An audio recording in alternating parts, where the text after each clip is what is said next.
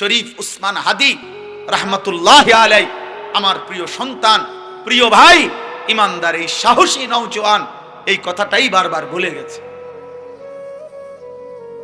সেটা বুঝাইতে চাইছে, নয়তো মাত্র 33 বছর বয়সী এক যুবক, যার প্রথম একটাই সন্তান, মাত্র 8 মাসের বাচ্চা, সে দুনিয়ার প্রতি নিরাসক্ত হয় নাই, সে বাঁচতেই চায় না এমন কোনো হতাশ হয় নাই, সে কোনো রকমের মন্দ চরিত্রের আখলাকের ছিল না, 5 ওয়াক্ত নামাজ পড়তো। এই যুবক ইমানদার ছিল, প্রতিদিন ফজরের নামাজ পড়তো, প্রত্যেক দিন 5 ওয়াক্ত নামাজ পড়তো, আল্লাহর কোরআনের হাফেজ ছিল, রাসূলুল্লাহ সাল্লাল্লাহু আলাইহি সাল্লামের হাদিস বিশুদ্ধ পড়তে পারত, আগে মাদ্রাসার ছাত্র ছিল, তার বাবা আলেম, তার বড় ভাই আলেম, তার ফ্যামিলি আলেমের ফ্যামিলি, তার বিবি পর্দানশীল, তার গোটা ফ্যামিলি পর্দানশীল। তাইলে এত কিছুর পরেও আমার ভাই, সে এই কথাটাই বুঝাইতে চাইছে যে আমার সীমান্ত অরক্ষিত, আমার কাঁটাতারের প্রতিবেশী আমার জমিন খাবলে খেতে চায়, আধিপত্যবাদের দোসররা আমার জমিন একটা ভাতের লোকমার মতো আমার বাংলার এই ছোট্ট জমিন গিলে নিতে চায়। এই জন্য সে জাতিকে, দেশকে একাই সতর্ক করতে চাইছে, ভাবছে যে আমার সাথে কেউ না থাকুক, আমি একাই আমার দেশ মাতৃভূমির আজাদির কথা বলেই যাবো। সে এই জন্য আল্লাহ তাআলা তাকে বলছে যে তুমি চেয়েছিলা একটা সংসদীয় আসনে 500 ভোট, সে বলছিল এবার যদি আমি 500 ভোটও পাই, 5000 ভোটও পাই, তাইলেও আমি নিজেকে ভাগ্যবান বলবো। আল্লাহ তাআলা বলে না হাদি, আমি তোকে 18 কোটি মানুষের ভালোবাসা দিয়ে দিলাম, 18 কোটি মানুষের সমর্থন দিয়ে দিলাম, সবার ভালোবাসা দিয়ে দিলাম, ভালোবাসা দিয়ে দিলাম। এজন্য কত হাফেজ, আলেম, মুফতি, মুহাদ্দিস, পীর, আউলিয়া, বুজুর্গ, আল্লাহর প্রিয় বান্দারা, বয়স্ক মানুষ, বাচ্চা মানুষ, নারী, পুরুষ, সবাই অকাতরে তার জন্য বাচ্চার মতো কাঁদছে, অঝরে চোখের পানি ফেলছে, চোখের পানি ফেল। এই জন্য কিশোর যুবক ছেলেরা, মরিলে এমন মরাই ময়ূর, বাঁচলে এমন বাছাই বাইছে। প্রথম কথা হলো, মৃত্যু যন্ত্রণাটা আমার কাছে কেমন মনে হচ্ছে? এক, আমার মনে হচ্ছে আসমানটা জমিনের উপরে ভাঙ্গা পড়ছে, আর আমি আমর ইবনে আস আসমান ও জমিনের মাঝখানে চ্যাপ্টা হয়ে গেছে। 2, আমার মনে হচ্ছে পৃথিবীর সবগুলো পাহাড়, খোদার কসম বাবা, মৃত্যু যন্ত্রণার এই মুহূর্তে, আজরাইল জান কবজ করার এই পূর্ব মুহূর্তে আমার মনে হচ্ছে কান্না জিবালাদ দুনিয়া আলা সাদরি, এই জগতের সবগুলো পাহাড় একসাথে আমার বুকের উপরে চাপ দিয়ে রাখছে। ওয়াকান্নি আতানাফাসু মিন সাকবিল ইবরা, আর আমি যেন সুইয়ের ছিদ্র দিয়ে আমার শেষ একটু একটু নিঃশ্বাস বের হইতেছে। আর 3 নাম্বার, তিনি বলছেন আমার মনে হচ্ছে যেন একেবারে কাঁটাদার, মানে পুরা ডাল একদম বিষাক্ত কাঁটা, এই বিষাক্ত কাঁটাওয়ালা বড় ডাল গাছের আমার পেটের মধ্যে যেন এমন ভাবে চাপ দিয়া টান দিছে যেন আমার সবকিছু ছিঁড়ে বিড়ে যাইতেছে। এই হলো সাকরাতুল মউত, মৃত্যুর যন্ত্র। তো ওই বলতেছিলাম, আল্লাহ যে বলছে বান্দা আযাব মানে মৃত্যু আসার আগে আগেই ইনাবাত, আমার দিকে ঝুঁকে পড়ো, আমার দিকে আইসা পড়ো। তো বলতেছিলাম আমাদের হেদায়েত দরকার বেশি। আজ আমরা মনে করি আরো তো লম্বা সময় বাকি। আরে ভাইয়া, যদি লম্বা সময় না পান, আর অথবা লম্বা সময় পাইলেন কিন্তু লম্বা সময় ধোকায় খাইয়া রইলেন, বয়স তো ঠিক আছে 70, তা আপনি তো লম্বা সময় পাইছেন কিন্তু এখনো যে বিড়ি খান। বয়স তো 70, হায়াত তো লম্বা পাইছেন, কিন্তু 70 বছর বয়সেও আপনি যে নিকৃষ্ট গালি দেন কথায় কথায়। বয়স তো পাইছেন 70 বছর, এখনো তো কিস্তি সুদ ছাড়তেছেন না। বয়স তো 70 বছর, এখনো মহিলা দেখলে, নারী দেখলে, নাটক সিনেমার নর্তকী দেখলে হা করে তাকায় থাকেন। অসভ্য বদ অভ্যাস, বুড়ার শরীর হাড্ডি, গোস্ত নাই, হাড্ডি বলতে কিছু নাই, কই লোভ তো নারীর গেল না? তাইলে হায়াত তো পাইছিলেন, সময় তো নবী সাল্লাল্লাহু আলাইহি সাল্লাম বলেন, মৃত্যুর যেই চূড়ান্ত গড়গড়া, মালাকুল মউত আজরাইল জান কবজ করার পূর্ব মুহূর্তে সাকরাতুল মউত, মৃত্যুর যন্ত্রণা শুরু হয়।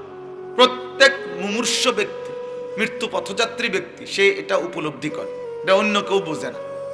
আমরা মনে করি আর এই লোকটা হঠাৎ মরে গেছে, অ্যাক্সিডেন্টে মরে গেছে, গুলিতে মরে গেছে। না না, প্রত্যেক ব্যক্তি মৃত্যুর পূর্ব মুহূর্তে আজরাইল মালাকুল মউত জান কবজ করার পূর্বে সাকরাতুল মউত হয়, মৃত্যুর একটা যন্ত্রণা, মৃত্যুর যন্ত্রণা। আল্লাহর অনেক প্রিয় বান্দারা ওই সময়কার অবস্থা বর্ণনা করতে পারছেন।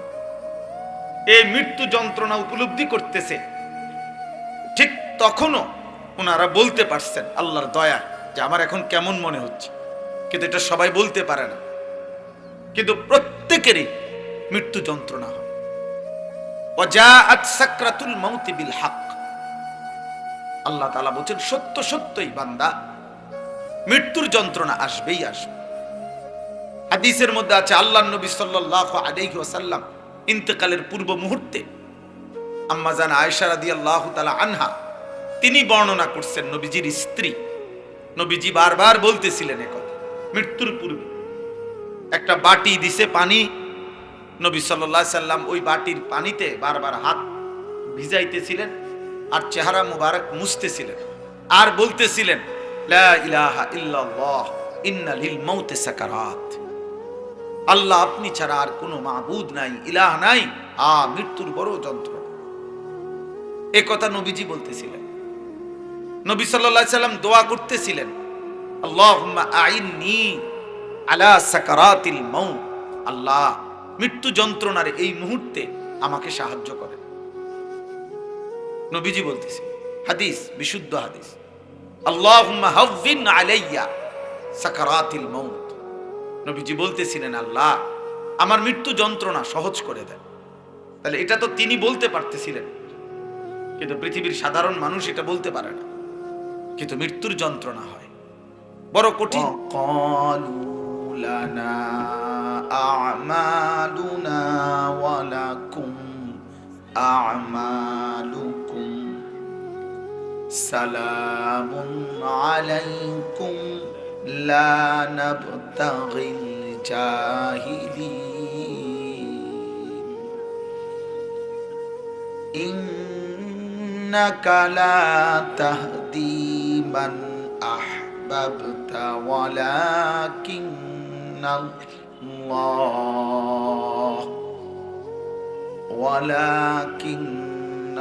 ওয়ালাকিন্নাল্লাহ ইয়াহদি মান ইয়াশা ওয়া হুয়া আ'লামু বিল মুহতাদিন। সাদাকাল্লাহু মাওলানাল আযীম।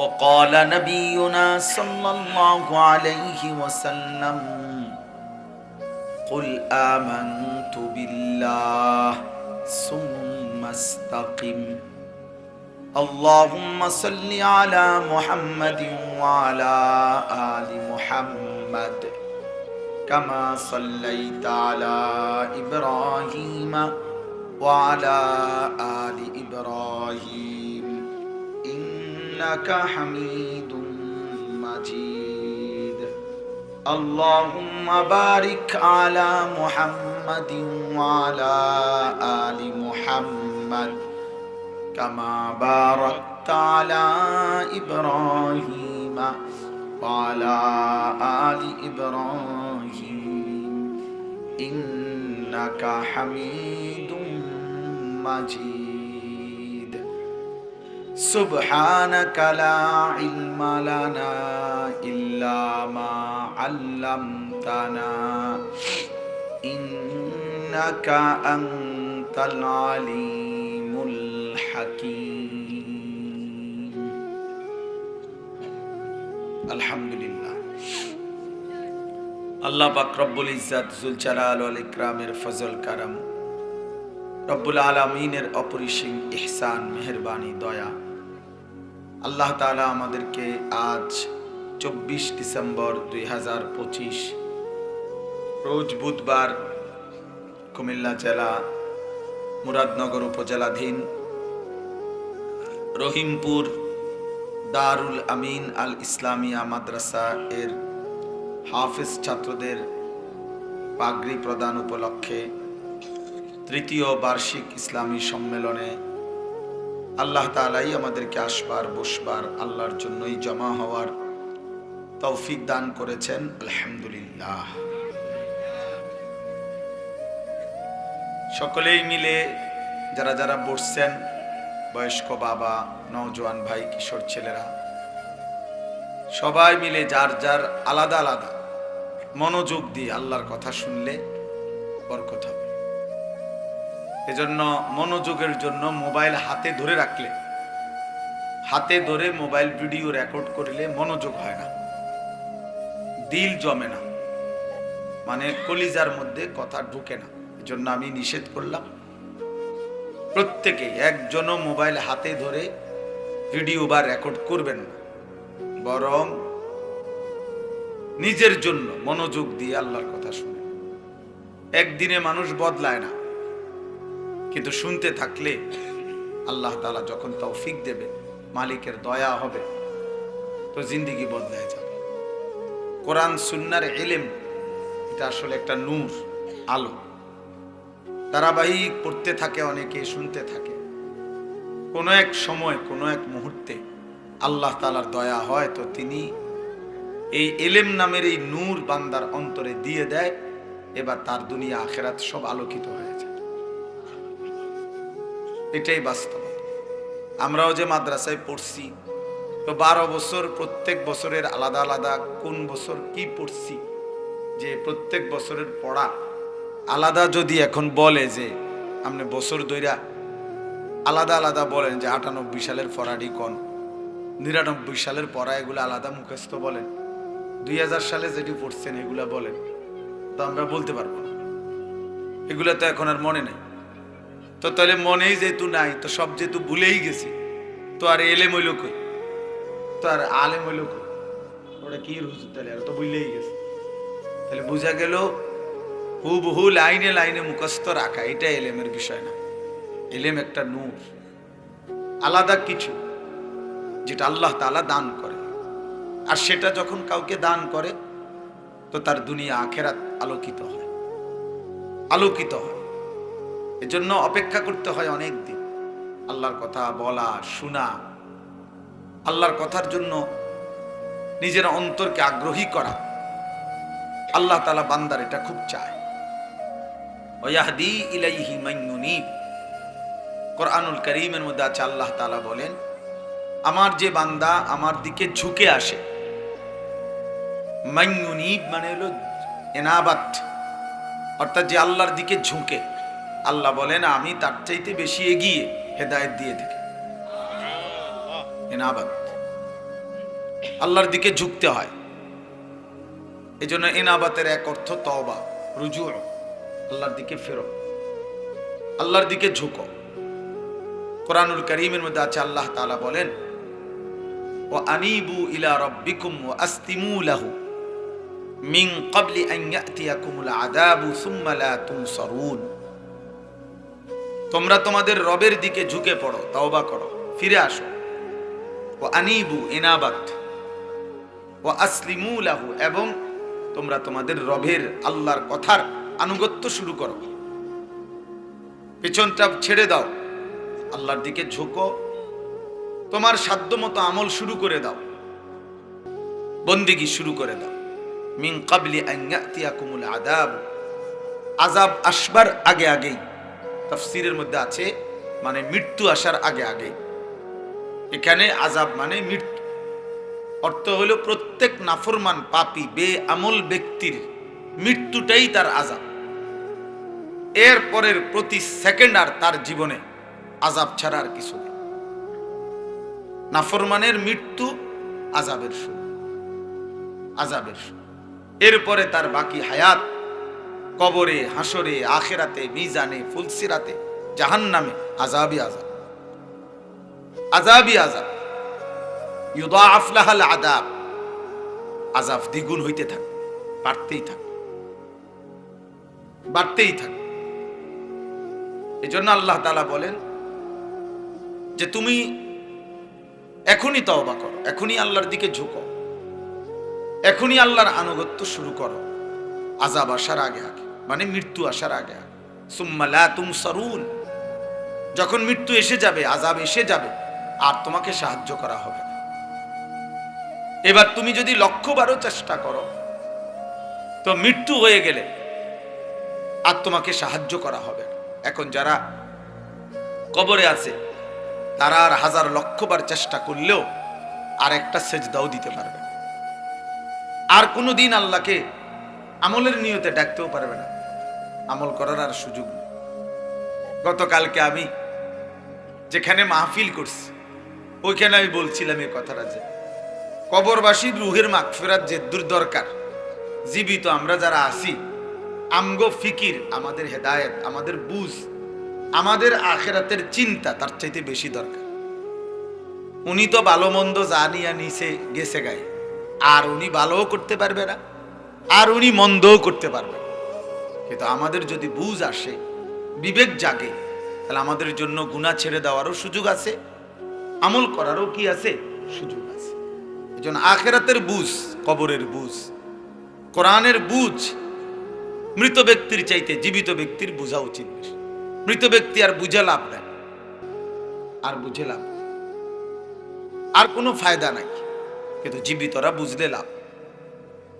1 সেকেন্ড, ইন্নাল্লাহা ইয়াকবালু তাওবা মা লাম ইউসাল্লাম বলেন, মৃত্যুর যেই চূড়ান্ত গড়গড়া, মালাকুল মউত আজরাইল জান কবজ করার পূর্ব মুহূর্তে সাকরাতুল মউত, মৃত্যুর যন্ত্রণা শুরু হয়।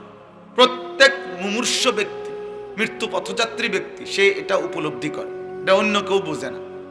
আমরা মনে করি আর এই লোকটা হঠাৎ মরে গেছে, অ্যাক্সিডেন্টে মরে গেছে, গুলিতে মরে গেছে। না না, প্রত্যেক ব্যক্তি মৃত্যুর পূর্ব মুহূর্তে আজরাইল মালাকুল মউত জান কবজ করার পূর্বে সাকরাতুল মউত হয়, মৃত্যুর একটা যন্ত্রণা, মৃত্যুর যন্ত্রণা। আল্লাহর অনেক প্রিয় বান্দারা ওই সময়কার অবস্থা বর্ণনা করতে পারছেন। এই মৃত্যু যন্ত্রণা উপলব্ধি করতেছে, ঠিক তখনও ওনারা বলতে পারছেন আল্লাহর দয়া যে আমার এখন কেমন মনে হচ্ছে, কিন্তু এটা সবাই বলতে পারে না। কিন্তু প্রত্যেকেরই মৃত্যু যন্ত্রণা হয়। ওয়াজাআত সাকরাতুল মাউতি বিল হক, আল্লাহ তাআলা বলেন সত্য সত্যই বান্দা মৃত্যুর যন্ত্রণা আসবেই আসবে। হাদিসের মধ্যে আছে আল্লাহর নবী সাল্লাল্লাহু আলাইহি ওয়াসাল্লাম ইন্তেকালের পূর্ব মুহূর্তে আম্মা জান আয়েশা রাদিয়াল্লাহু তাআলা আনহা তিনি বর্ণনা করছেন, নবীজির স্ত্রী, নবীজি বারবার বলতেছিলেন এখন মৃত্যুর পূর্বে একটা বাটি দিছে পানি, নবী সাল্লাল্লাহু আলাইহি সাল্লাম ওই বাটির পানিতে বারবার হাত ভিজাইতেছিলেন আর চেহারা মুবারক মুছতেছিলেন, আর বলতেছিলেন লা ইলাহা ইল্লাল্লাহ ইন্না লিল মাউতি সাকারাত, আল্লাহ আপনি ছাড়া আর কোনো মাবুদ নাই, ইলাহ নাই, মৃত্যুর বড় যন্ত্রণা। এ কথা নবীজি বলতেছিলেন। নবী সাল্লাল্লাহু আলাইহি সাল্লাম দোয়া করতেছিলেন, আল্লাহুম্মা আইন্নি আলা সাকারাতিল মাউত, আল্লাহ মৃত্যু যন্ত্রণার এই মুহূর্তে আমাকে সাহায্য করেন। নবীজি বলতেছিলেন, হাদিস বিশুদ্ধ হাদিস, আল্লাহুম্মা হাওয়িন আলাইয়া সাকারাতিল মাউত, নবীজি বলতেছিলেন আল্লাহ আমার মৃত্যু যন্ত্রণা সহজ করে দেন। তাহলে এটা তো তিনি বলতে পারতেছিলেন, কিন্তু পৃথিবীর সাধারণ মানুষ এটা বলতে পারে না। কিন্তু মৃত্যুর যন্ত্রণা হয়, বড় কঠিন যন্ত্রণা।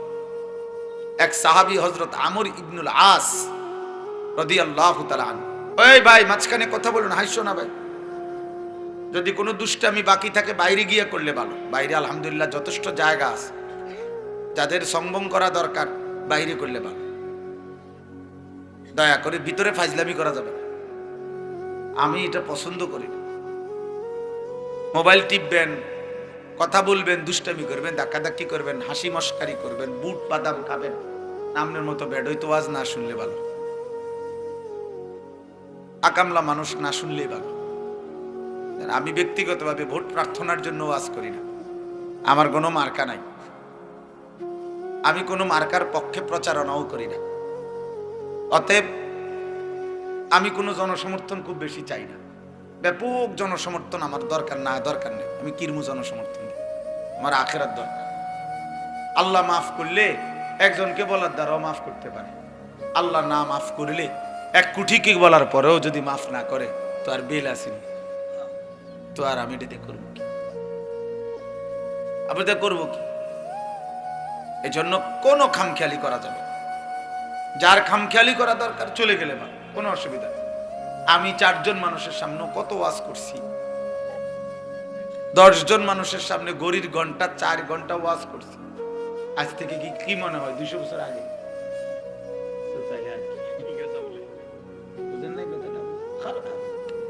এটা কোনো বিষয় না। এখন মাহফিল বেশি না কম, জনপ্রিয়তা বেশি না কম, এগুলো দিয়ে কি ঘাস কাটবি? আমার মাহফিল ওই দিকে সব। আজকে 14 গ্রাম ফেনি আমার 2টা মাহফিল আছে, কিন্তু এমন একজন বেজাইলা মানুষ আমারে দাওয়াত দিছে যে যার কারণে আসতেছে এই উল্টা জায়গায়। আলহামদুলিল্লাহ 3টার সময় রওনা দিছি কুমিল্লা ক্যান্টনমেন্ট থেকে, মাগরিবের আজান যখন দেয় তখন 30, এরপরে 35 আইলাম। কি বুঝলেন? কি আশাটা আইলাম? আইতে আইলে আমার মনে আরো আগে আসে যদি কোনার চাঁড়া দিতাম। চিন্তা করছেন কি জ্যাম, মানে কি অবস্থা, ক্যান্টনমেন্ট থেকে নিয়ে পর্যন্ত হালাতটা এত জঘন্য যে মানে ভাষায় বর্ণনা করার মতো। কংসনগরের কি অবস্থা, দেবিদ্বারের কি অবস্থা, এখানে আপনার ওই যে পিংলাবাড়ির পরে যে দিক দিয়ে রাস্তা, এটার একেবারে মানে সদর বদর অবস্থা, সোজা কোনো কুল কিনারা নাই।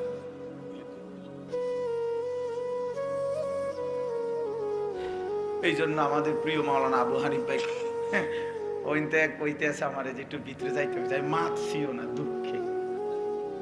হে কি বুঝবো আমি যে 3টার সময় ফোন থেকে আমিননগর থেকে আইয়া আলাপ করে,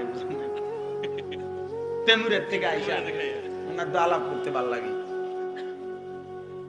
এত কষ্টের লাগছে না, মানে কত 40 মিনিটের রাস্তা হবে না, বিরক্তির কোনো সীমা নাই ভাই। আল্লাহ আমাদেরকে হেফাজত করেন। আজকে আমি কিতাবে পড়ছি হযরত ওমর রাদিয়াল্লাহু তাআলা আনহু, ওনাকে যখন আবু বকর সিদ্দিক রাদিয়াল্লাহু তাআলা আনহু খলিফা বানাইছেন, আজকে পড়ছিলাম তো ইন্তেকালের পূর্বে হযরত আবু বকর রাদিয়াল্লাহু তাআলা আনহু সমস্ত সাহাবাদেরকে লক্ষ্য করে উনি বলে গেছেন যে ওমরকে যে তিনি খলিফা বানাইছেন। তো বলার সময় তিনি একটা কথা বলছেন, আশ্চর্য। হযরত আবু বকর সিদ্দিক রাদিয়াল্লাহু তাআলা আনহু তিনি বলছেন যে আমি তোমাদের জন্য ওমরকে পরবর্তী খলিফা হিসাবে নির্ধারণ করে গেলাম, তোমরা তাকে মেনে নেবে এবং আমি আশা করি সে আমার প্রত্যাশার চাইতেও বেশি তোমাদের সেবা করবে। তবে আমি সাথে সাথে দোয়া করি আল্লাহ তাআলা তোমাদেরকে, মানে এই জনসাধারণকে বলছি, তোমাদেরকেও যেন আল্লাহ তাআলা উত্তম আখলাক দান করে। তাহলে এখানে কিতাবের মধ্যে আছে আসলে আমাদের সর্বসাধারণের আখলাক, এটা আমাদের শাসকের আখলাক বানায়। এটা একটা গুরুত্বপূর্ণ বিষয়। এই কথা আমরা অনেকেই বুঝি না, অর্থাৎ শুধুমাত্র দায়িত্বশীল ব্যক্তিকেই আমরা সর্বদা দোষারোপ করি, কিন্তু আমি নিজে প্রত্যেক জায়গায় 2 নম্বরই 6 নম্বরই খুঁজি। আমি খুঁজি শুধু কেমনে 900 করা যায়, কেমনে দুর্নীতি করা যায়, কেমনে 20 টাকা 200 টাকা 100 টাকা দিয়া হইলো সেটা যাওন যায়। তাহলে আমার চরিত্রে মেজাজের মধ্যে আমি জনগণ, আমার মধ্যে সারাক্ষণ দুর্নীতির মানসিকতা, 900 মানসিকতা, তাহলে আমার শাসকের আখলাক উন্নত হবে কিভাবে? শাসকের চরিত্র উন্নত হবে কিভাবে? এই জন্য আবু বকর সিদ্দিক রাদিয়াল্লাহু তাআলা আনহু উভয়ের জন্য দোয়া করছে, যে অর্থাৎ শাসক যেন উত্তম আখলাকের হয়, প্রজা সাধারণও যেন তাদের আখলাক সুন্দর হয়, তাইলে গিয়ে সমন্বয় হবে। শাসক নীতি কথা বলল, আমি বললাম এত লম্বা কথা লিকচার মাইরেন না। আবার আমি বললাম আমি সৎ পথে চলতে চাই, শাসক বলবে সৎ হইলে অনার এই দেশে থাউন যাইতো না, যান আফ্রিকার জঙ্গলে যান, তাইলেও হবে না। আল্লাহ তাআলা আমরাও দোয়া করি আমার দেশ জন্মভূমির জন্য আল্লাহ তাআলা যেন একজন ইনসাফগার, আদেল, ন্যায়পরায়ণ শাসক দান করে। আল্লাহ যেন কোন জালেমের হাতে আমার মাতৃভূমিকে তুলে না দেয়। আল্লাহ যেন আমাদেরকেও উত্তম আখলাক দান করে। এই মুহূর্তে অল্প সময়ের ব্যবধানে দেশের এই নির্বাচন মুখর পরিস্থিতিতে আমাদের কিন্তু দোয়া করা উচিত। ক্যাল গিরিঙ্গি চাইলে হইতো না, ক্যাল গুড়ি চাইলে হইতো না, সব কিছু গুড়ি দিয়া হয় না।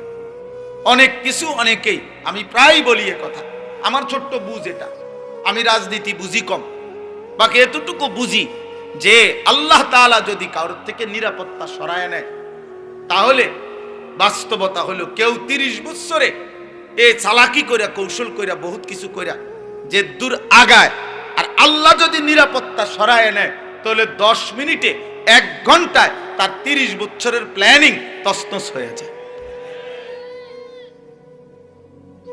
এই জন্য পৃথিবীতে কোনো কালে ইহুদি, খ্রিস্টান, নাস্তিক, মুরতাদ, আল্লাহদ্রোহী, দুশমন চূড়ান্ত ভাবে মুসলমানদের উপরে বিজয় কোনোদিনও পারে না। কারণ 100 বছর ষড়যন্ত্র করে তারা যে দূর আগাইছে, রবের এক ফয়সালা, আসমানি গজব, আল্লাহর গজব, একদিনে তারে 100 বছর আবার পিছায় দিছে। ইসিনিয়া, হাবাসা, আফ্রিকার একটি অঞ্চল, সেখানে আল্লাহর নবী সাল্লাল্লাহু আলাইহি সাল্লাম সাহাবায়ে কেরামকে মক্কাবাসীর জুলুমের, নির্যাতনের, অত্যাচারে ওনাদেরকে হিজরত করাইয়া ওইখানে পাঠাইছিলেন। বলছিলেন নিজেদের ঈমান, জান, মাল, ইজ্জত বাঁচাবার জন্য। তো ওই জায়গাটার নাম হলো আবিসিনিয়া, হাবাসা। তো ওইখানে যখন সর্বোচ্চ 2 বারে সর্বোচ্চ 72 জন থেকে 74 জনের মতো সাহাবী সেখানে গেছিলেন। তো এই 72 জন এবং 74 জন সাহাবীরা প্রতিনিয়ত ওই হাবাসা, ওরা খ্রিস্টান ছিল, ওদের বাদশাহ নাজ্জাশী সেও খ্রিস্টানই ছিল, তাদের কাছে আল্লাহর কালেমার দাওয়াত দিছে, কোরআন পড়ে শুনাইছে, এবং ওই বাদশাহ নাজ্জাশী এবং তার দরবারের গুরুত্বপূর্ণ কিছু ব্যক্তি কালেমা পড়ছে। সুবহানাল্লাহ। এই হাবাসার, আবিসিনিয়ার কিছু লোক, এর মধ্যে রাসূলুল্লাহ সাল্লাল্লাহু আলাইহি সাল্লাম মক্কা থেকে মদিনায় হিজরত করে গেছে। হিজরতের 7ম বছর, কথা কক, ছোট মিয়া, আব্বা কথা কইও না, কথা তোমরা আরো সময় আইব, রাহো, সম্মান করো। একটা হাসি, আল্লাহ কবুল করে। জি, তো হিজরতের পরে আমাদের নবী সাল্লাল্লাহু আলাইহি সাল্লাম মদিনায় যাওয়ার 7ম বছর খায়বারের যুদ্ধ করেছিলেন ইহুদিদের সাথে। চূড়ান্ত লড়াই করে মদিনার সীমানার থেকে ইহুদিদেরকে খায়বার নামক অঞ্চল থেকে চূড়ান্তভাবে বিতাড়িত করছিলেন। এই খায়বারের যুদ্ধ যখন শেষ অবস্থায়, তখন ওই আবিসিনিয়া থেকে সাহাবায়ে কেরাম যারা এতদিন যাবত ওইখানে ছিল, ওনারা চূড়ান্তভাবে আবিসিনিয়া ছেড়ে মদিনায় চলে আসছেন। এতদিন যারা ওইখানে ছিল, তো ওনারা যে আসছেন মদিনায় ফিরে, উনাদের সাথে আবিসিনিয়ারও কিছু লোক ওই অঞ্চলের যারা খ্রিস্টান থেকে মুসলমান হয়েছে, ওনারাও নবীজির সাথে সাক্ষাতের জন্য মদিনায় আসছেন। আসার পরে তারা 2টা প্রস্তাব দিছে, 2টা কথা বলছে আর কি নবীজির সামনে আইসে। 1 নাম্বার বলছে, ইয়া রাসূলুল্লাহ, হে নবী মুহাম্মদ, ইতিপূর্বে আমরা ইনজিল কিতাবে বিশ্বাসী ছিলাম, ঈসা নবীর উপরে বিশ্বাসী ছিলাম, এবং ঈসা নবীর উপরেও আমরা মূল যেই বিশ্বাস, মানে বাদশাহ নাজ্জাশীর আকীদা ছিল, মুসলমানদের কোরআন ঈসা আলাইহিস সালামের ব্যাপারে যা বলছে ঈসা নবী ঠিক তাই ছিল। কথা বুঝছেন কিনা? অর্থাৎ শিরকি আকীদা ছিল না তাদের। তো বলছে যে আমরা ঈসা নবীর অনুসারী যখন ছিলাম তখনও আমরা তাওহীদ, আল্লাহর একত্ববাদকে মানতাম। আপনার কোরআন, আপনার ধর্মের কথা যখন এই লোকদের কাছে শুনেছি তখন আমরা আপনার অনুসারী হয়েছি এবং আপনার এই কথাও আমরা সর্বান্তকরণে মেনে নিছি, কারণ আমরা তো আগের থেকেই আমরা এই কথাগুলোই মানতাম। বাকি এখন আপনাকেও মানছি, আপনার কোরআনকেও মানছি, ইসলামকেও মেনেছি। এইবার আপনার কাছে আমাদের এখানে আইসা আমরা আমাদের ইমানের নবায়নও করলাম, তাওহীদের নবায়নও করলাম, আপনাকে মানার অকুণ্ঠ স্বীকৃতিও দিলাম। সাথে এবার আপনি যদি আমাদেরকে সুযোগ দেন তাহলে আমরা আপনার মদিনার এই ইসলাম প্রতিষ্ঠার কাজে আমরা কিছু সহযোগিতা, আর্থিক সাহায্যও করতে চাই। তো আল্লাহ তাআলা তাদের এই আর্থিক সাহায্য, তাদের পূর্ব থেকেই তাদের আগের ধর্মের পূর্ণ বিশ্বাস, আমাদের নবীরও পূর্ণ গ্রহণ, এই কথা একসাথ করে আল্লাহ এই আয়াতগুলোতে তাদের প্রশংসা করে আল্লাহ বলছেন, আমি আল্লাহ ওয়াদা দিলাম এমন ঈমানদার যারা আগেও তাওহীদ মানছে, আগের ধর্মের মধ্যে থাইকা এখন আমার নবীকেও গ্রহণ করছে, কোরআনকেও গ্রহণ করছে, আমি তাদেরকে প্রত্যেক আমলের বদলায় দ্বিগুণ দ্বিগুণ নেকি দিতে থাকব। নেকি দেব আমি আল্লাহ, তাদেরকে নেকি দেব। এই কথাটা আল্লাহ তাআলা বলছেন। এইখানে দেখেন আল্লাহ তাআলা বলেন, ওয়ালাকাদ ওয়াসালনা লাহুমুল কাওলা লাআল্লাহুম ইয়াতাযাক্কারুন। আল্লাহ তাআলা বলেন, আমি আল্লাহ আমার কথা, আমার বাক্য, আমার যেই বক্তব্য, আল্লাহ পাক বলেন আমি সেই কথাগুলো ওয়াসালনা বারংবার পুনরাবৃত্তি করেছি, বারবার নাজিল করেছি, বারবার একই কথা আমি আল্লাহ বলতে চেয়েছি। আল্লাহ তাআলা তাওহীদের কথা বারবার বলছেন কোরআনে যে লা ইলাহা ইল্লাল্লাহ, লা ইলাহা ইল্লাল্লাহ। আল্লাহর রিসালাতের কথা, রাসূলকে মানো, ইবাদত করো, রাসূলের সব কথা শোনো, এই কথা বারবার কোরআনে বলছেন।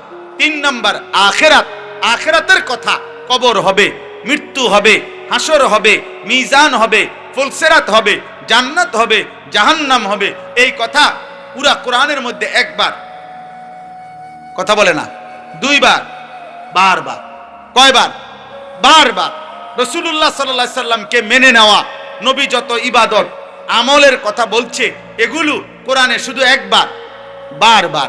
আল্লাহর প্রতি ঈমান, বিশুদ্ধ নির্ভেজাল একত্ববাদ, এটা আল্লাহ কি একবার বলছে? বারবার। এই ওয়াসালনা শব্দের অর্থ এটা।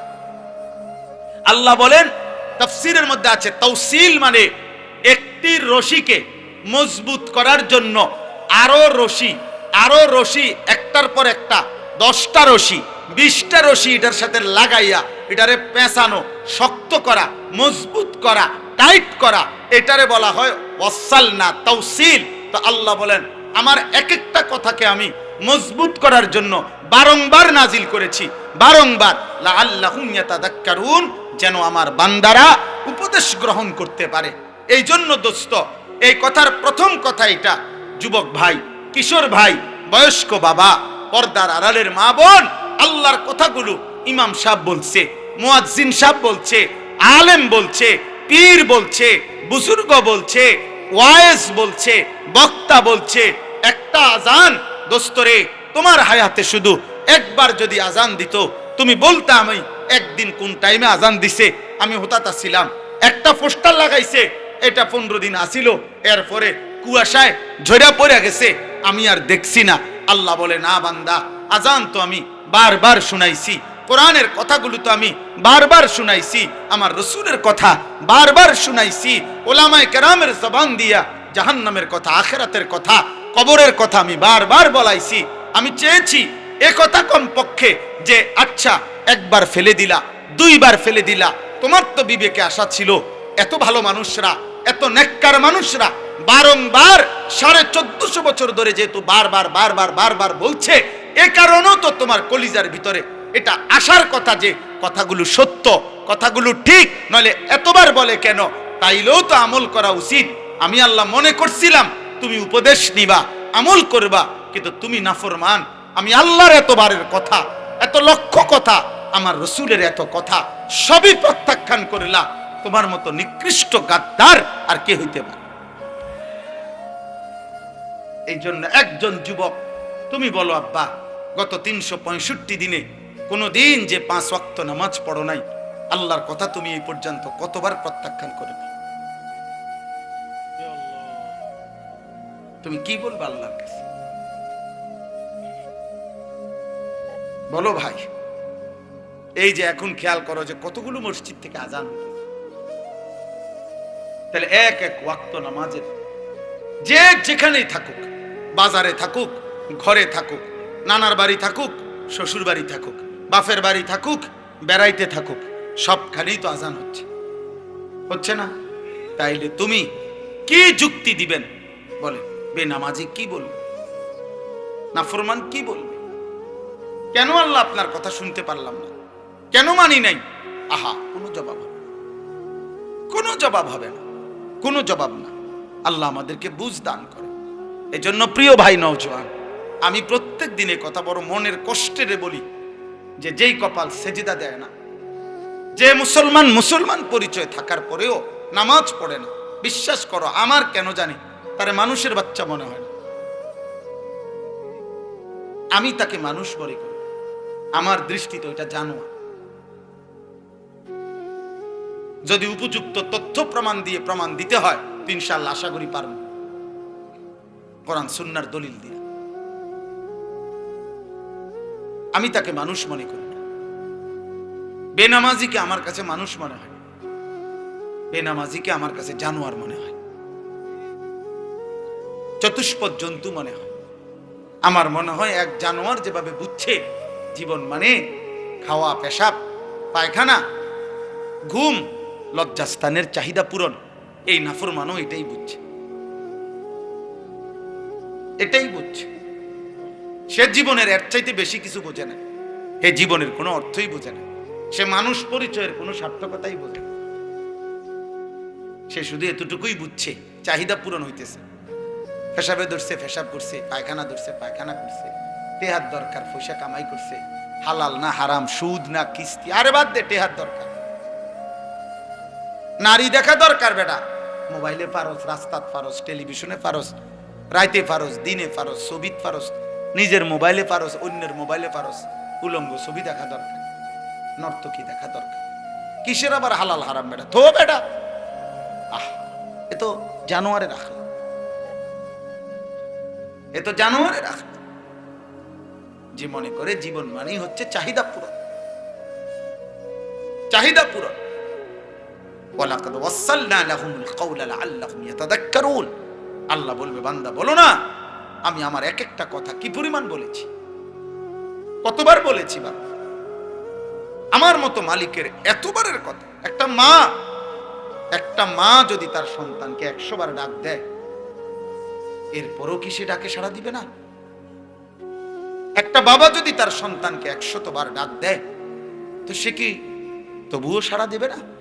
একজন মালিক আল্লাহ 365 দিনে ফজরের নামাজের জন্য কমপক্ষে 365 বার তো ডাক দিছে, জোহরের নামাজের জন্য 365 বার তো ডাক দিছে, আসরের জন্য 365 বার ডাক দিছে।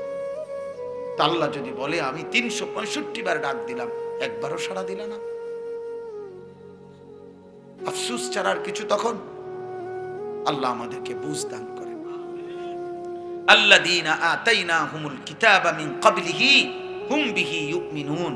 আল্লাহ বলেন, আমার কিছু প্রিয় বান্দার শোনাচ্ছি কথা, যাদেরকে আমি ইতিপূর্বে আসমানি কিতাব ইনজিল দিয়েছিলাম, তারা সেই কিতাবের উপরেও পূর্ণ ঈমান এনেছিল। ওয়া ইযা ইউতলা আলাইহিম, আবার যখন তাদের সামনে আমার কোরআন শোনানো হলো, ক্বালু আমান্না বিহি, তারা সাথে সাথে বলল আমরা এর উপরেও ঈমান আনলাম। ইন্নাহুল হাক্কু মির রাব্বিনা, নিশ্চিত এটা আমাদের রব আল্লাহর পক্ষ থেকে সত্য কালাম। সুবহানাল্লাহ। ইন্না কুন্না মিন ক্বাবলিহি মুসলিমিন, আমরা তো আল্লাহর প্রতি আগের থেকেই আনুগত্যশীল ছিলাম, এবার আমার বন্ধু মুহাম্মদ আরবির কথাগুলো আমরা সর্বান্তকরণে মেনে নিলাম। সুবহানাল্লাহ। আল্লাহ বলেন, উলাইকা ইউতাউনা আজরাহুম মাররাতাইনি বিমা সাবারু। আল্লাহ বলেন আগেও তারা আমার উপরে মজবুত ছিল, এখনো আবার নিশ্চিন্তে আমার কথা আমার নবীর কাছ থেকে গ্রহণ করে নিয়েছে।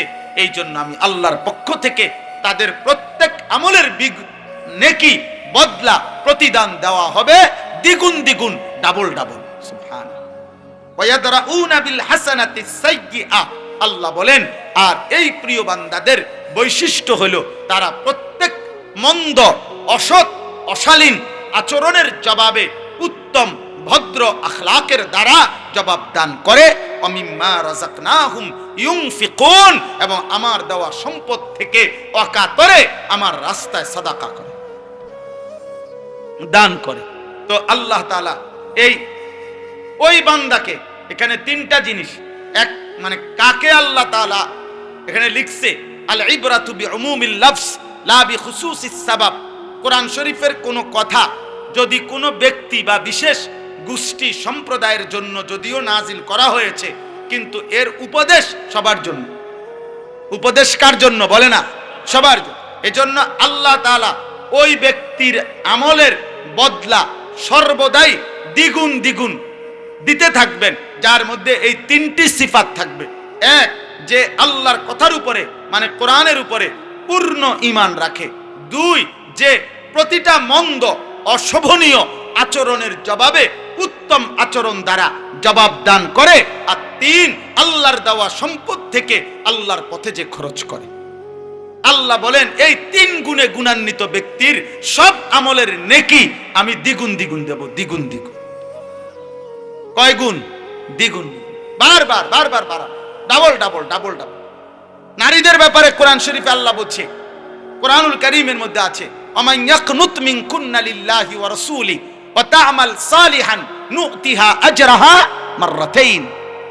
নবীর বিবিদেরকে বলছে তোমরা ঈমানদার নারীরা যদি আল্লাহ রাসূলের আনুগত্য করো, আল্লাহ রাসূলের আনুগত্য করো, আল্লাহ বলেন তোমাদের নারীদেরকে আমি আল্লাহ ওয়াদা দিলাম, আমার ঈমানদার নারী তুমি অবলা, তুমি দুর্বল, তুমি নারী, অতএব আমি আল্লাহ ওয়াদা দিলাম আল্লাহ রাসূলের আনুগত্যশীল কোন ঈমানদার নারীকে আমি আল্লাহ তার প্রত্যেক আমলের বিনিময়ে নেকি দেব মাররাতাইন, ডাবল ডাবল, দ্বিগুণ দ্বিগুণ। এজন্য মহিলারা আফসোস করত নবীজির জামানায়, আমরা জিহাদ করতে পারি না, আমরা জানাজার নামাজে যাইতে পারি না, আমরা ঈদের নামাজে যাইতে পারি না, আমরা নামাজের জামাতে ঠিকমতো উপস্থিত হইতে পারি না, আমরা হাজারো নেক কাজে অংশগ্রহণ করতে পারি না, আমরা বেডিত মহিলা মানুষ, ঘরে থাকতে হয়। আল্লাহ বলেন অসুবিধা নাই, নেকি না দরকার, জান্নাতে না দরকার, সেটা আমি তোমার ঘরে থাইকা পর্দা হেফাজত কইরা তোমার বন্দিগি কম হোক, আমি নেকি দেব বাড়াইয়া। সেজদা দিবা একটা, নেকি দেব হাজারটা। তোমার সমস্যা কি? আমি দিলেই তো হইছে, তুমি জান্নাত পাইলেই তো হইছে। সুবহানাল্লাহ, কি মেহেরবান মালিক। সর্বশেষ আল্লাহ বলেন ওয়া ইযা সামিউল লাগবা আ'রাজু আনহু ওয়া ক্বালু লানা আ'মালুনা ওয়া লাকুম আ'মালুকুম সালামুন আলাইকুম লা নাবতাগিল জাহিলিন।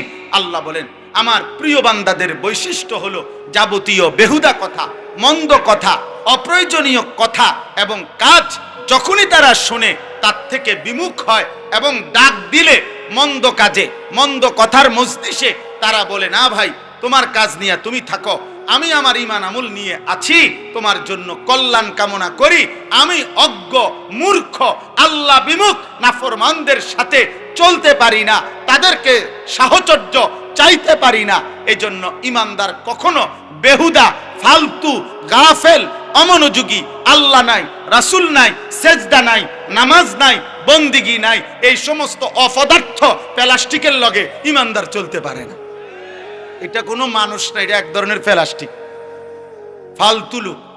এই জন্য যুবক তোমাদেরকে বলি বেটা, যার সাথে চললে ফিরে 8 ঘন্টা 10 ঘন্টা আড্ডা দেওয়ার পরে নাফরমান একবারও আল্লাহর নাম নেয় নাই, ওই কোনো বন্ধু না, ওই শয়তান ছাড়া আর কিছু না। সারাক্ষণ সারাক্ষণ একবার হাসে, একবার লাথি দেয়, একবার চুল টান দেয়, একবার শার্ট ধরে লাথি দেয়, একবার ঘুষি দিয়া লায়, একবার বেডির কথা কয়, একবার উলঙ্গ ছবি কথা। আমার পাগলে কি কি লাফাই কিত্ত, ফালাই কিত্ত, হাসে কিত্ত, খবর কি করে না। এই সমস্ত ইয়াং ছেলে আড্ডা দেয় যে দেখবেন কি করে, আপনি শুধু একটু তামসা চাইয়েন দূরের থেকে, করে ডাকি করে কি এটা নিয়ে আড্ডা বেড়া, তারে লাথি দন এটা নিয়ে একটা মজা হইলো, তারে ঘুষি দন বুঝি একটা মজা হইলো। কিরে ঘুষি দিলে কেমনে দিছি, আমরা ফ্রেন্ড তো, ফ্রেন্ডের বুঝি মানুষ ঘুষি দেয়, আহাম্মক সে আমার ফ্রেন্ড তো ফ্রেন্ডকে বুঝি মানুষ উলঙ্গ ছবি দেখায়, তো তুই তোর ফ্রেন্ড হয়ে বন্ধু হয়ে তার এত বড় ক্ষতি করলি, তারে বেটা জাহান্নামের রাস্তায় নিয়ে গেলি। এটা কিসের বন্ধু? তুই তো শয়তান বেটা, তুই তো জালেম বেটা। আল্লাহ তাআলা বলেন, হে নবী, আমি আল্লাহ তো বলছি, আপনার মাধ্যমে বলাচ্ছি, তবে মনে রাখেন পরিবর্তন, হেদায়েত, জীবনের কাঙ্ক্ষিত রাস্তা, জাহান্নাম থেকে বাঁচা, জান্নাতে যাওয়া, আমার বন্দিগি করার তৌফিক, সবকিছুর তৌফিক, সমস্ত হেদায়েত আপনার হাতে না। আপনি চাইলে দিতে পারবেন না, আপনি বলেন, আপনি মেহনত করেন, আপনি বলতে থাকেন ইন্নাকা লা তাহদি মান আহবাবতা, আপনি চাইলে হেদায়েত দিতে পারবেন না, ওয়ালাকিন্নাল্লাহা ইয়াহদি মান ইয়াশা। পরিবর্তন, হেদায়েত, আখিরাতমুখী জীবন, নামাজমুখী জীবন, জান্নাতমুখী জীবন, সবকিছু আমি আল্লাহ যাকে চাই আমি দিয়ে থাকি। এই জন্য ভাই, প্রধান বক্তা, বিশেষ বক্তা, সাংঘাতিক বক্তা, অল্প বক্তা, মারাত্মক বক্তা, ভয়ঙ্কর বক্তা, যত বক্তাই হাফেজ আমিনুল ইসলাম আনুক, পরিবর্তন কারো হাতে না, হাফেজ আমিনের হাতেও না, আনিসুর রহমানের হাতেও না, আমজাদ হোসাইনের হাতেও না, কারো হাতে না, আসমানওয়ালা রবের হাতে। পরিবর্তন কার হাতে? ফয়সালা আল্লাহর হাতে। আল্লাহ ওয়াহুয়া আ'লামু বিল মুহতাদিন, তিনি একমাত্র জানেন হেদায়েত পাবে কি, জাহান্নাম থেকে বাঁচবে কি, জান্নাতি হবে কি। এজন্য আল্লাহর দিকে না ফিরলে কোনো উপায় নেই। আল্লাহ আমাদেরকে তৌফিক দান করেন, আল্লাহ আপনাদেরকে কবুল করে নেন। এই জন্য আজকে দুই কথা হইল। এক কথা হইল আমরা প্রত্যেকেই আল্লাহর বারংবার কথা, একই কথা, এই কথাগুলো আমাদের ইনসাফের দাবি, আল্লাহর কথার প্রতি আন্তরিক হওয়া। আল্লাহ তৌফিক দান করেন। আমি 2 মিনিট আর 2 মিনিট আপনাদের কাছে আমার 2 মিনিটের আবদার, সেটা হলো আমার প্রিয় ভাই হাফেজ মাওলানা আমিনুল ইসলাম সাহেব, ওনার এই মাহফিলে আমি গত বছরও আসছি, এই মাদ্রাসা মহব্বত করে আন্তরিকতা নিয়ে শুরু করছেন। আমি আমাদের দেশে তো বলে এরকম ফেস লাগিয়ে গেলে, পিছিয়ে গেলে আবার ফইলাতে, মানে আরো একটা কথা কয় গ্রাম্য কথা, যে থুকু ফইলাতে আবার আগেরটা বাদ, আবার প্রথমতে। এই বেঈমানদের ষড়যন্ত্র এমন, নাফরমানের ষড়যন্ত্র এমন, ষড়যন্ত্র এমন। এই জন্য ভাই যাক, তো বলতেছিলাম যে একজন বিখ্যাত সাহাবী আমর ইবনুল আস, এই ওনার কথা থেকে চলে গেছিলাম। আমর ইবনুল আস রাদিয়াল্লাহু তাআলা আনহু অনেক বড় সাহাবী ছিলেন, মিশর বিজেতা, সাহাবাদের মধ্যে উচ্চ মাফের সেনাপতি যারা ছিলেন, যোদ্ধা, তার মধ্যে উনি একজন, এবং অত্যন্ত বিচক্ষণ মানুষ ছিলেন। আমর ইবনুল আস বীর যোদ্ধা ছিলেন সাহাবাদের মধ্যে। তো এই সাহাবী, ওনার মৃত্যুর সময় ওনার ছেলেও সাহাবী হযরত আব্দুল্লাহ ইবনে আমর ইবনুল আস রাদিয়াল্লাহু তাআলা আনহু, ইন্তেকালের পূর্ব মুহূর্তে যখন এই সাকরাতুল মাউত শুরু হয়েছে, তখন ওনার ছেলে সাহাবী, ওনার আব্বা সাহাবীকে জিজ্ঞেস করছে, আব্বা এই মুহূর্তে আপনি কি বলতে পারবেন কিনা আপনার মৃত্যু যন্ত্রণা কেমন মনে হচ্ছে? তখন আমর ইবনুল আস রাদিয়াল্লাহু তাআলা আনহু 3টা কথা বলছে। এই কথাটা শুনেন মনোযোগ, ছেলেরা, বাবা তোমরাও শোনো। মৃত্যুর মুহূর্তে, ওই যে আমি আযাবের ব্যাখ্যা দিচ্ছিলাম, যে আমর ইবনুল আস রাদিয়াল্লাহু তাআলা আনহু বলেন, 3টা কথা বলছে, যে বাবা প্রথম কথা হলো মৃত্যু যন্ত্রণাটা আমার কাছে কেমন মনে হচ্ছে। এক, আমার মনে হচ্ছে আসমানটা জমিনের উপরে ভাঙ্গা পড়ছে, আর আমি আমর ইবনে আস আসমান ও জমিনের মাঝখানে চ্যাপ্টা হয়ে গেছে। 2, আমার মনে হচ্ছে পৃথিবীর সবগুলো পাহাড়, খোদার কসম বাবা, মৃত্যু যন্ত্রণার এই মুহূর্তে, আজরাইল জান কবজ করার এই পূর্ব মুহূর্তে আমার মনে হচ্ছে কান্না জিবালাদ দুনিয়া আলা সাদরি, এই জগতের সবগুলো পাহাড় একসাথে আমার বুকের উপরে চাপ দিয়ে রাখছে। ওয়া কাআন্নী আতানাফাসু মিন সাকবিল ইবরা, আর আমি যেন সুইয়ের ছিদ্র দিয়ে আমার শেষ একটু একটু নিঃশ্বাস বের হইতেছে। আর 3 নাম্বার তিনি বলছেন, আমার মনে হচ্ছে যেন একেবারে কাঁটাদার, মানে পুরা ডাল একদম বিষাক্ত কাঁটা, এই বিষাক্ত কাঁটাওয়ালা বড় ডাল গাছের আমার পেটের মধ্যে যেন এমন ভাবে চাপ দিয়া টান দিছে যেন আমার সবকিছু ছিঁড়ে বিড়ে যাইতেছে। এই হলো সাকরাতুল মউত, মৃত্যুর যন্ত্র। তো ওই বলতেছিলাম, আল্লাহ যে বলছে বান্দা আযাব মানে মৃত্যু আসার আগে আগেই ইনাবাত, আমার দিকে ঝুঁকে পড়ো, আমার দিকে আইসা পড়ো। তো বলতেছিলাম আমাদের হেদায়েত দরকার বেশি। আজ আমরা মনে করি আরো তো লম্বা সময় বাকি। আরে ভাইয়া, যদি লম্বা সময় না পান, আর অথবা লম্বা সময় পাইলেন কিন্তু লম্বা সময় ধোকায় খাইয়া রইলেন, বয়স তো ঠিক আছে 70, তা আপনি তো লম্বা সময় পাইছেন কিন্তু এখনো যে বিড়ি খান। বয়স তো 70, হায়াত তো লম্বা পাইছেন, কিন্তু 70 বছর বয়সেও আপনি যে নিকৃষ্ট গালি দেন কথায় কথায়। বয়স তো পাইছেন 70 বছর, এখনো তো কিস্তি সুদ ছাড়তেছেন না। বয়স তো 70 বছর, এখনো মহিলা দেখলে, নারী দেখলে, নাটক সিনেমার নর্তকী দেখলে হা করে তাকায় থাকেন। অসভ্য বদভ্যাস, বুড়ার শরীর হাড্ডি, গোস্ত নাই, হাড্ডি বলতে কিছু নাই। কই লোভ তো নারীর গেল না? তাইলে হায়াত তো পাইছিলেন, সময় তো লম্বা পাইছিলেন। ওই দেখো, ওই আরেক বেয়াদব, ওই মাদ্রাসার ছাত্র, খুব সম্ভব দেখেন, রুমালওয়ালা, টুপিওয়ালা, পাঞ্জাবিওয়ালা, নিশ্চিত অভিভাবক হোক বা কারো একজন থেকে এই মোবাইলটা আনছে চালাকি করে, এখন এখানে বসে বসে অসভ্যতা করতেছে। বেটা উঠে যাও, তুমি উঠে যাও, এই অপদার্থ কোথাকার বেটা। রুমালওয়ালা মাথা নোয়াইলে আল্লাহ থেকে মাথা নোয়াইবা কেমনে? আসমানওয়ালার থেকে মাথা নোয়াইবা কেমনে? অপদার্থ। জি বাবা, চলেন। এই জন্য বললাম আল্লাহর দিকে ঝুঁকে পড়া আজই সুযোগ, আজই সুযোগ, আজই সুযোগ। বুজুর্গানে দ্বীন বলছেন, কেউ হায়াত থাকতে 1 টাকা দান করা আর কারো মৃত্যুর পরে তার নামে 100 কোটি টাকা দান করা তার চাইতে উত্তম 1 টাকা। কারণ 1 টাকা আজ আমি জীবিত থাকতে আমার 1 টাকারও দরকার। আমি মরে গেলে আমার নামে দুনিয়াটা দিয়ে দিলে কি? আমি তো নাই, আমি তো নাই, বুঝেন নাই? এই জন্য জীবিত মানুষের দানের সওয়াব বেশি। আব্বা মরে গেছে, আব্বার নামে 30,000 দিছে, 30,000 কা 3 লাখ টাকা দেন, 3 লাখ টাকা দেন না, দেন দিছেন কা 30 লাখ টাকাই দেন না, অসুবিধা কি? ওনার তো আর বেল নাই, উনি তো মরে গেছে, ওনার তো আর খবর নেই, ওনার তো আর 1 টাকারও দরকার নেই। তখন দুনিয়া দিলেই কি? ওনারা যদি কবর থেকে সুযোগ দিত, কবর থেকে উনি যদি বলতে পারতো ওনার বংশধরকে যে কয় টাকা দান করবে, উনি বলবে গোটা দুনিয়াটা দিয়ে দে, গোটা দুনিয়া দিয়ে দে, কিন্তু লাভ তো হবে না।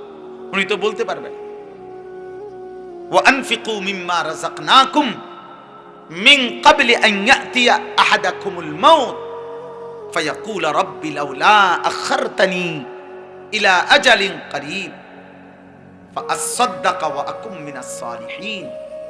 আল্লাহ তাআলা বলে, এখানে মহিলারা কথা কয়, এই যে মা বোন, আপনারা কথা বললে চলে যান, সাবধান, একটা মহিলা কথা বলবেন না,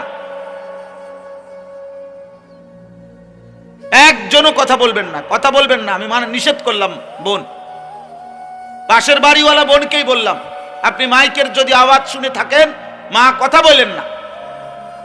আজকের জন্য একটু কষ্ট করেন, মাহফিলের বরকত হবে, আপনারও বরকত হবে।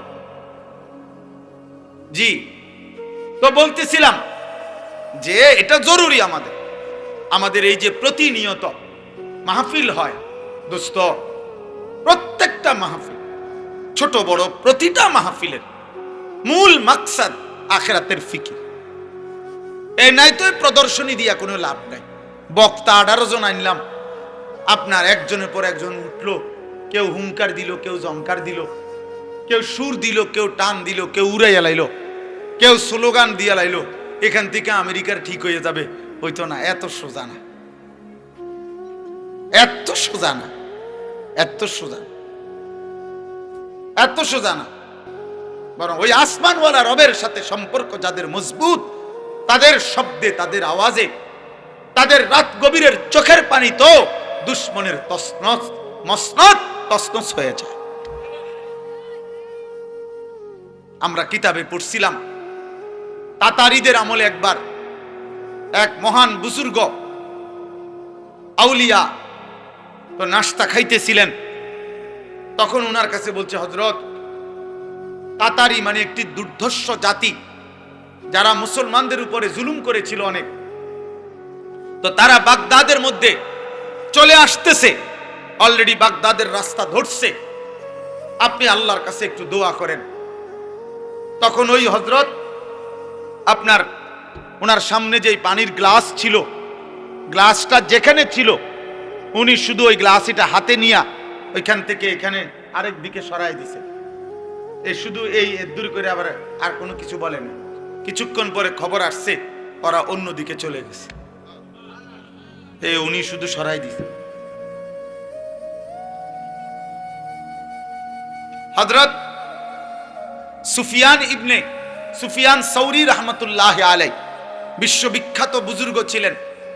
উনি বাগদাদের খলিফার বিরুদ্ধে আল্লাহর ঘর কাবায় মক্কায় থাকাকালীন একটা ফতুয়া দিছিলেন রাষ্ট্রীয় সিদ্ধান্তের বিরুদ্ধে। তো বাগদাদের খলিফা তখন রওনা দিছে, বাগদাদ থেকে মক্কায় আসবে, আয়েশা সশরীরে সুফিয়ান সৌরিকে শাস্তি দিবে, বিচার করবে। তো যেদিন আরবের সীমানার কাছাকাছি আসবে, তখন উনার কাছে খবর পৌঁছে, তখন উনি কাবা ঘরের সামনে একজন সাগরিদের গায়ে হালকা হেলান দিয়ে বিশ্রাম করতেছিলেন। ঠিক এই সময় কেউ একজন আয়েশা বলছে, হযরত, আপনার বিরুদ্ধে বিচারের উদ্দেশ্যে বাগদাদ থেকে খলিফা কাছাকাছি চলে আসছে, উনি নিজে আয়েশা আপনাকে বলছে মক্কায় বিচার করবে আপনার, আপনি সরকারের রাষ্ট্রের এই সিদ্ধান্তের বিরুদ্ধে ফতুয়া দিলেন কেন? হযরত সুফিয়ান সৌরি উঠছে, উঠা আল্লাহর ঘরের গিলাফ ধরছে, গিলাফ ধরে এই মহান বুজুর্গ শুধু আল্লাহকে বলছে, আল্লাহ, ও যদি মক্কার সীমানায় ঢুকে তা আপনার সাথে আমার আর কোনো বন্ধুত্ব থাকবে না, কথা হবে না। আবার শুয়ে গেছে।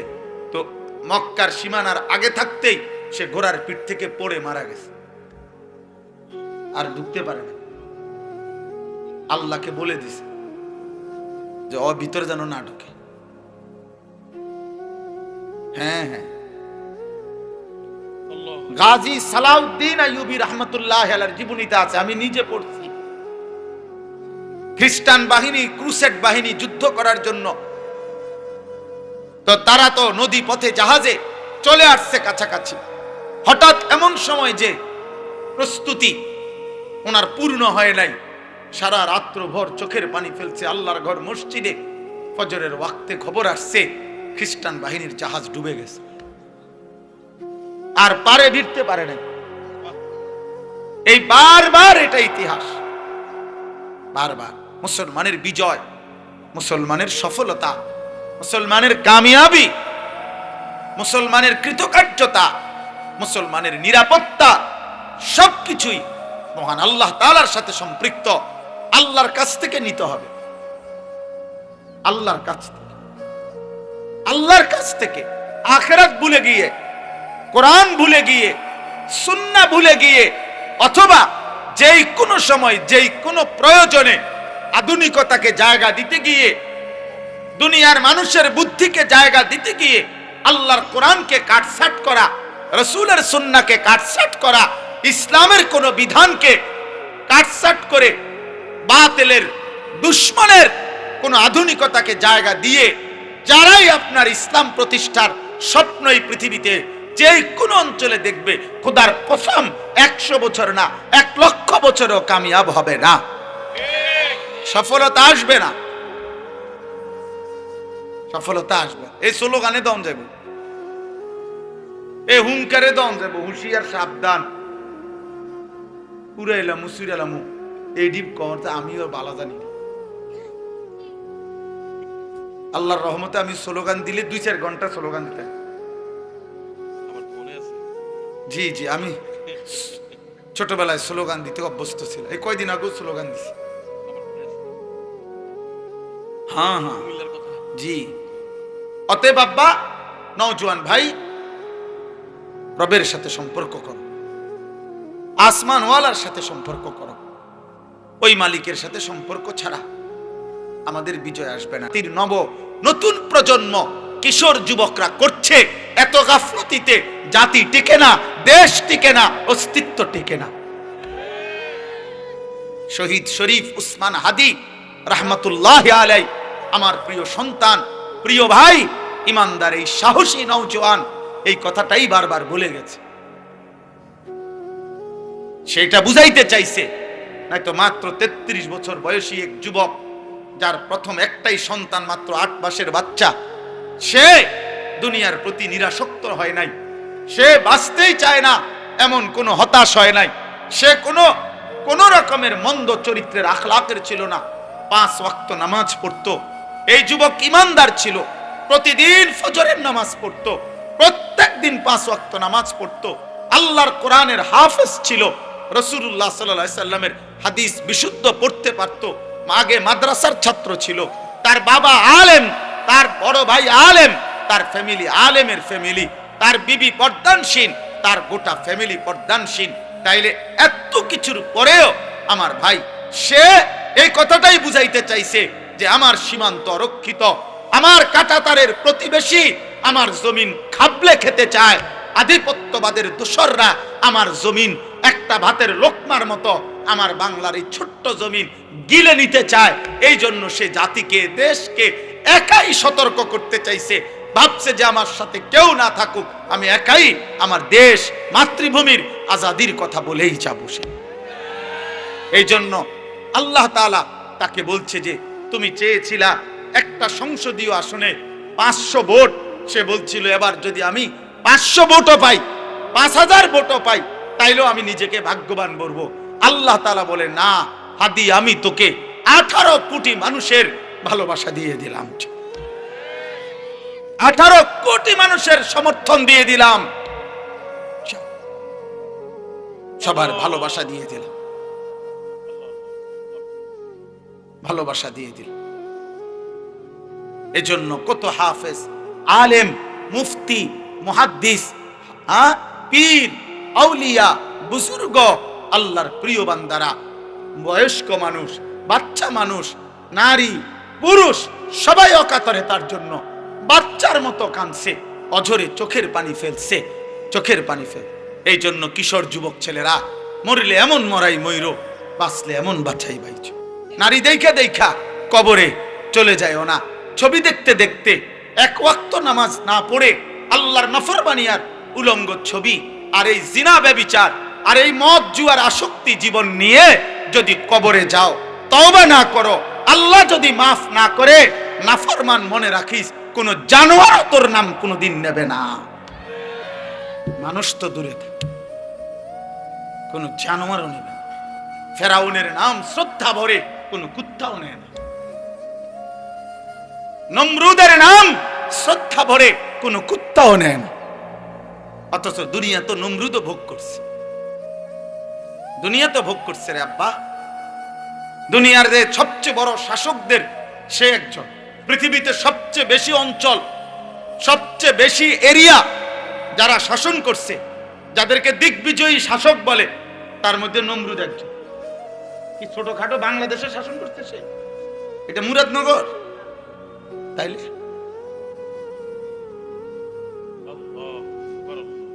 বলে ভাইয়া। কিন্তু আজ তো পৃথিবীর মানুষ কোন কুত্তার নামও রাখে না নমরুদ। পৃথিবীর মানুষ কোন কুত্তার নামও তো রাখে না আবু জাহেল, কোন কুত্তার নামও তো রাখে না আবু লাহাব। রাখে? কিন্তু 1450 বছর আগে এক ছেলে নিগ্রু, কালো গোলাম, হাবশি গোলাম, কালো মানুষ, গোলাম কৃতদাস আল্লাহকে রাজি করে গেছে, রাসূলুল্লাহ সাল্লাল্লাহু আলাইহি সাল্লামের ভালোবাসার হক আদায় করে গেছে। আজ 1450 বছর পরেও লক্ষ কোটি ইমানদারের সন্তানের নাম বেলাল। বেলালের কোনো আঞ্চলিকতা নাই, বেলালের কোনো দেশ নাই, জমিনের সীমানা যে দূর, বেলালের ভালোবাসা। বেলাল কোন অঞ্চলের বলে?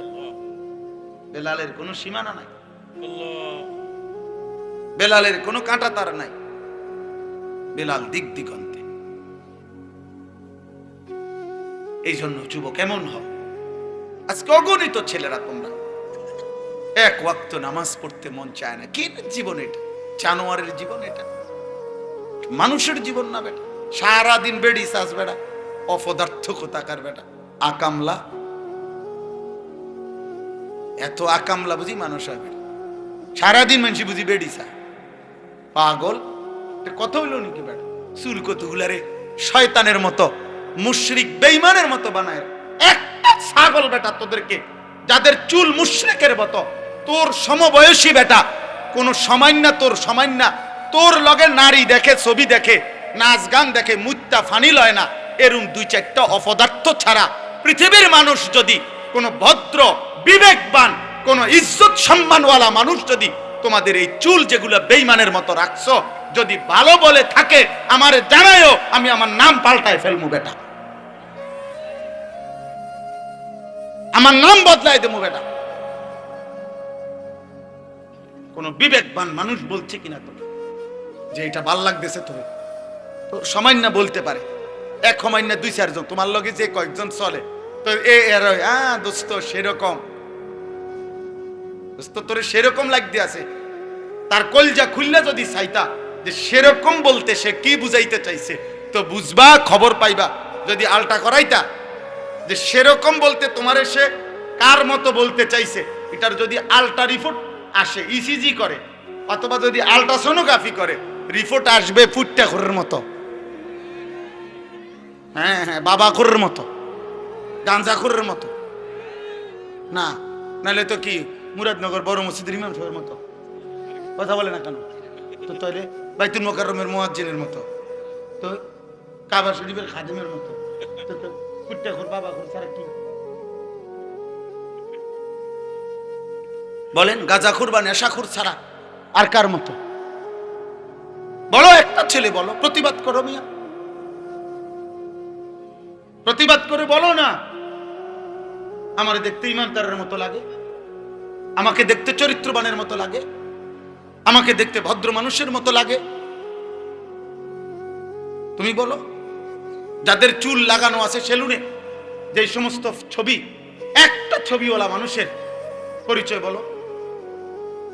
কিন্তু 1000 বছর পরে, 1000 বছর পরের যেই সন্তান যদি বাংলার জমিনে আসে, ইনশাআল্লাহ আশা করি 1000 বছর পরের সন্তানও উপযুক্ত বয়স হলে শহীদ শরীফ উসমান হাদির নাম চিনবে, জানবে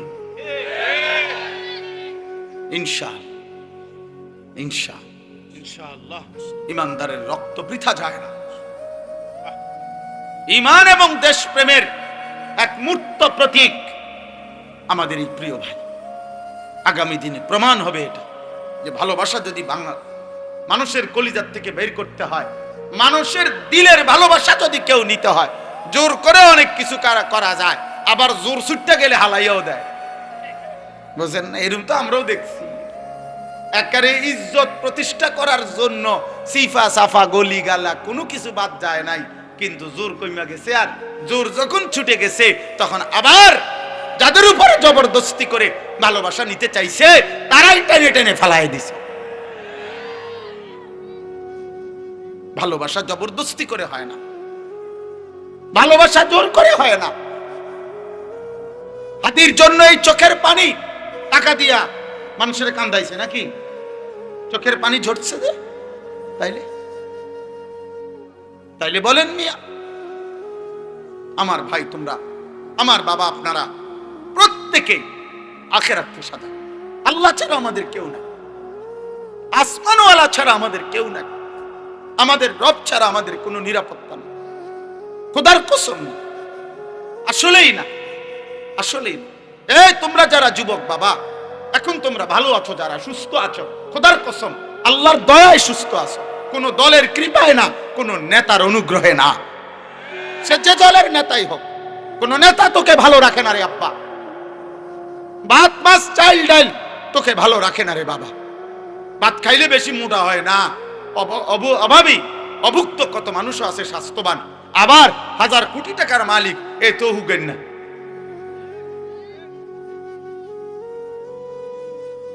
তাহলে এটা কোনো বিষয় না। মূলত ভালো রাখে কে? সুস্থ রাখে কে? নিরাপত্তা দেয় কে? ইজ্জত দেয় কে? এজন্য ফিরতে হবে কার কাছে? ডাকতে হবে কাকে? মানতে হবে কাকে?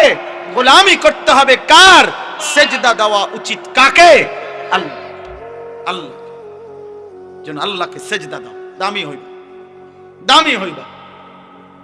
মোরে তুমিও যাইবা, আমিও যাব, কোনো অসুবিধা। আমি আমার ওই দিনও সেদিন কয়েকজন ইদানিং তো একটু বেশি বলতেছে, সাবধানে থাইকেন, সতর্ক থাইকেন, আর একটু হুঁশগুস করে কথা কইয়েন, সব ঠিক আছে। আমি বলছি না, কোনো অসুবিধা নেই। গুলি করবে এই তো, গুম করে ফেলবে এই তো, হত্যা করে ফেলবে এই তো, খুন করে ফেলবে এই তো, যে যাই করুক, যে যাই করুক, শেষ পর্যন্ত আমাকে আমার রবের কাছেই ফেরত পাঠাবে। আর আমার রব ইনসাফ করবে, আমার মালিক তো ইনসাফ করবে। তা আমি তো আমার মালিকের ইনসাফ চাই।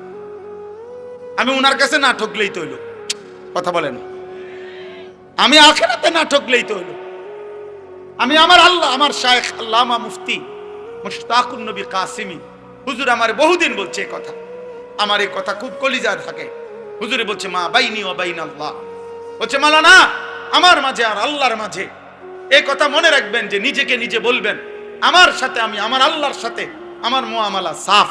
আমার আল্লাহ জিজ্ঞাসা করলে আমি মিথ্যা বলবো না, আমি মিথ্যা বলি নাই, আমি অন্যায় করি নাই, আমি দুর্নীতি করি নাই, আমি হারাম করি নাই, আমি নাফরমানি করি নাই।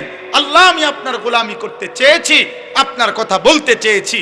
হুজুর বলেন এটা যদি নিজে আল্লাহর সাথে সাফ রাখতে পারেন মুআমালা, তাইলে গোটা পৃথিবী কে কি বলে আর কে কি করে, মূল্যায়ন করে না অবমূল্যায়ন করে, ইজ্জত করে না অপমান করে, গালি দেয় নাকি ফুল দেয়, কিচ্ছু চাইবেন না, আসমানওয়ালার সাথে সম্পর্ক ঠিক করেন, রবের সাথে মুআমালা ক্লিয়ার করেন। দুনিয়া তো আপনার স্লোগান দিয়া বাহাবা দিল, আসমানওয়ালা বলল আমি সব জানি, তখন কথা বলে না, তখন কি হবে আব্বা? তখন কি হবে?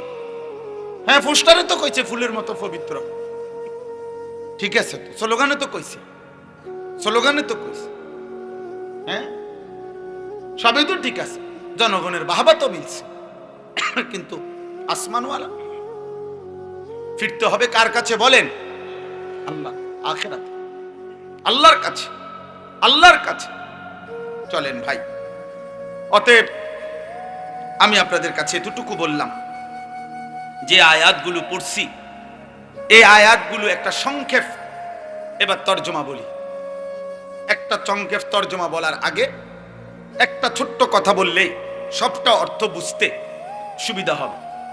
আমাদের প্রিয় নবী সাল্লাল্লাহু আলাইহি ওয়াসাল্লাম মক্কা থেকে মদিনায় হিজরত করার আগে, খুব সংক্ষেপে বলতেছি, সাহাবায়ে কেরামকে এক হিজরতের আগে, মদিনায় যাওয়ার আগে